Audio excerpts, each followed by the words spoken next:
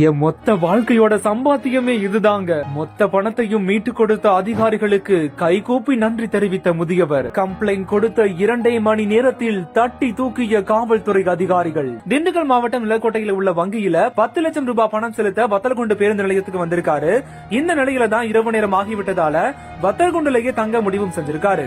இதற்கிடையில தான் முதியவரை நீண்ட நேரமா நோட்டமிட்ட இளைஞர் ஒருத்தவர் முதியவர் பரமசிவம் அவர்களை பின்தொடர்ந்து சென்று அவரை ஒரு தங்கும் விடுதிக்கு அழைத்து சென்றதா கூறப்படுது.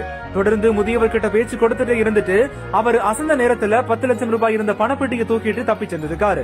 கொஞ்ச நேரத்துக்கு அப்புறமா கண்விழித்த முதியவர் உடனடியா வத்தலகுண்டு காவல் நிலையத்துல இது தொடர்பா புகாரும் கொடுத்திருக்காரு. விசாரணை மேற்கொண்டிருக்காங்க. அதுலதான் அந்த இளைஞர் ஒரு ஆட்டோவில் தப்பி சென்று சாமியார் மூப்பனூர் கிராமத்துல பதுங்கி இருந்தது தெரிய வரவே அங்கு சென்று சோதனை மேற்கொண்டதுலதான் முதியவர் கிட்ட இருந்து திருடிய பணம் இருந்தது தெரிய வந்திருக்கு. உடனடியா பணத்தை கைப்பற்றிய போலீசார் முதியவர் கிட்ட ஒப்படைத்ததோட கொள்ளையில் ஈடுபட்ட அந்த இளைஞரை தீவிரமா தேடிட்டு வராங்க.